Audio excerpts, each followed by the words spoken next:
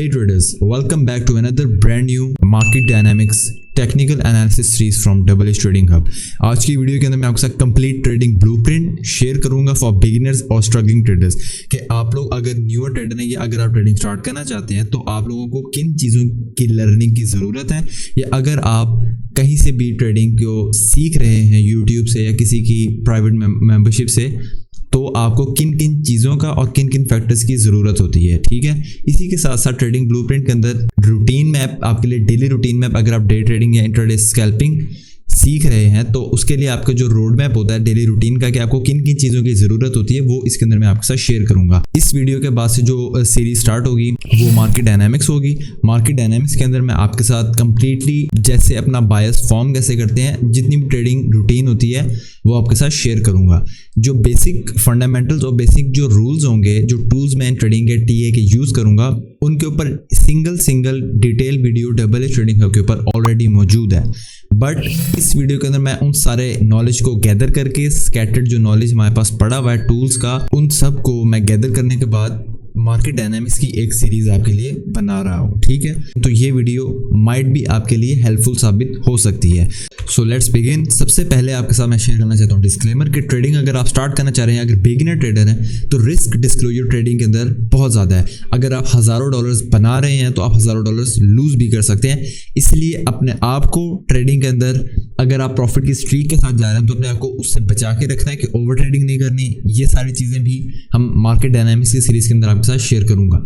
उसके बाद आती है एजुकेशनल रिक्वायरमेंट, मोस्ट इंपॉर्टेंट। अगर आप अपने आप को ट्रेडिंग के नॉलेज के लिए सही से एजुकेट करते हैं कि how to form a bias, how to enter in a trade, ये सारी चीज़ें एजुकेशन के अंदर आती हैं। अगर अपने आप को हम सही से एजुकेट करेंगे ट्रेडिंग के नॉलेज के लिए तो there are very high chances और हाई प्रोबेबिलिटीज़ के आप ट्रेडिंग के अंदर भी सक्सेसफुल हो सकते हैं, क्योंकि बेसिक नीड आपकी एजुकेशन है। क्योंकि अगर आप ऑन योर ओन ट्रेड कर रहे हैं तो उसका सारा रिस्क और उसके सारी जो उम्मीदें होती हैं वो सारी आप ही के ऊपर होती हैं। ठीक है, इंस्टेड अगर आप सिग्नल फॉलो करते हैं किसी के, तो सिग्नल्स के ऊपर आपका टोटली डिपेंड उस बंदे के ऊपर होता है जो आपको सिग्नल दे रहा है। ठीक, बट खुद को एजुकेट करने से ये है कि आप लॉन्ग टर्म ग्रोथ की तरफ जा सकते हैं। और डबल ट्रेडिंग हब के ऊपर मेरा यही मेन मकसद है कि आप लोगों को मैं ट्रेडिंग का नॉलेज आपको सही तरह से इन अ परफेक्ट मैनर और अ सीक्वेंस्ड मैनर मैं आपके साथ शेयर करूं। ठीक है, ताकि आप अपने आप के ऊपर ही ट्रेड कर सकें। ठीक है, उसके बाद थर्ड पे एवरी स्ट्रेटेजी वर्क्स। अगर आप if you wanted to work, अगर आपके पास कोई भी स्ट्रैटेजी है, ठीक है, अगर आप कोई भी स्ट्रैटेजी को चाहते हैं कि ये मेरे लिए प्रॉफिटेबल हो, आपको उसको वर्क करने के लिए टाइम देना होगा। ठीक है, ऐसा नहीं है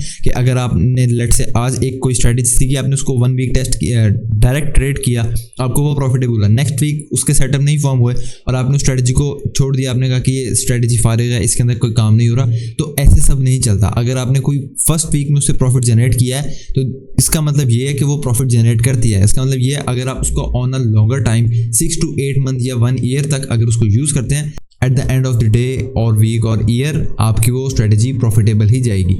इसके लिए मेन चीज़ ज़रूरी है कि आप सबसे पहले उस स्ट्रेटजी के ऊपर वर्क करें। ठीक है, उस स्ट्रेटजी को यूज़ करें कि उस स्ट्रेटजी से ही प्रॉफिट बन सकता है। ठीक है, अगर उसका विन रेट अगर आप देखते हैं कि 1 मंथ हो गया और वो कंटिन्यूसली लूजिंग स्ट्रेटजी के अंदर जा रहा है, then you have to back test और अपनी स्ट्रेटजी के आप ऊपर डाउट कर सकते हैं। उसके बाद fourth, trading skill not an overnight success. Trading एक स्किल है, अगर ये एक रातों रात आपको अमीर बनाने वाली कोई स्कीम नहीं है।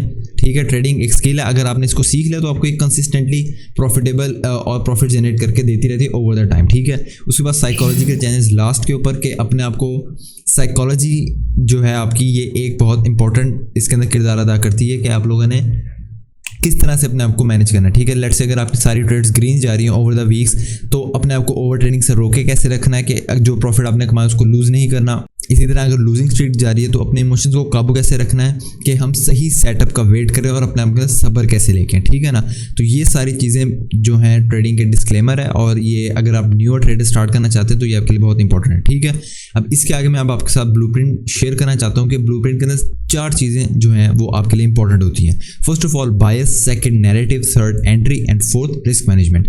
फर्स्ट ऑफ ऑल बायस अपना कैसे फॉर्म करते हैं? बायस जो है वो हमारी डायरेक्शन होती है कि जिसके थ्रू हम अपना टारगेट बनाते हैं और अपना कॉन्टेक्स्ट ढूंढते हैं, ठीक है। अब बायस के लिए पर्सनली जो मैं आपके मार्केट डायनामिक्स की सीरीज के अंदर सिखाऊंगा वो लिक्विडिटी लेवल्स और इनएफिशिएंसीज के थ्रू अपने बायस को फॉर्म करना सिखाऊंगा, ठीक है। और ये जो हमारे लिक्विडिटी और इनएफिशिएंसी लेवल है ये हाई हिट रेट लेवल होते हैं जो कि हमारी एज अ डायरेक्शन वर्क करते हैं।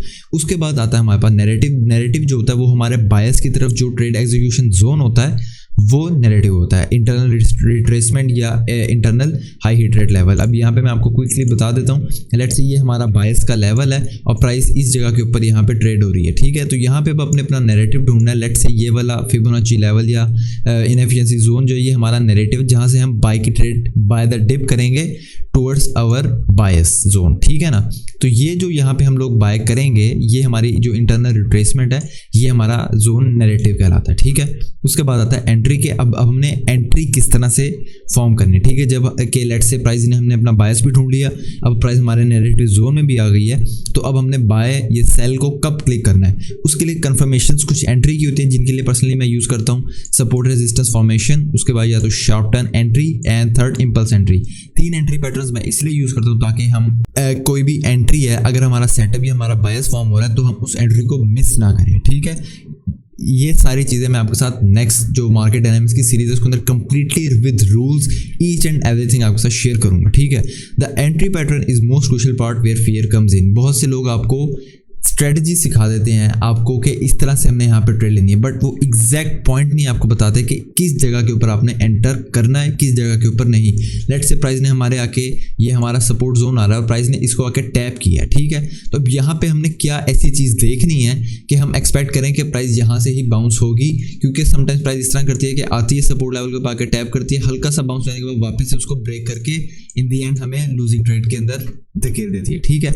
तो किस तरह से हमने एंट्री करनी है ये सारी चीज़ें भी आपके साथ डिस्कस होंगी। और लास्ट पे रिस्क मैनेजमेंट के रिस्क को हमने अपने किस तरह से मैनेज करना है ताकि हम सक्सेसफुल ट्रेडिंग अपनी बना सके। जो रिस्क मैनेजमेंट ये आपकी इंपॉर्टेंट चीज़ है जो आपको कैटास्ट्रॉफिक लॉसेस या बड़ी तबाहियों से बड़े लॉसेस से बचाती है, ठीक है। क्योंकि risk management high win rate अगर आपका है लेकिन रिस्क मैनेजमेंट पुअर है तो आपको इवेंचुअली फेलियर की तरफ ही लेके जाएगा।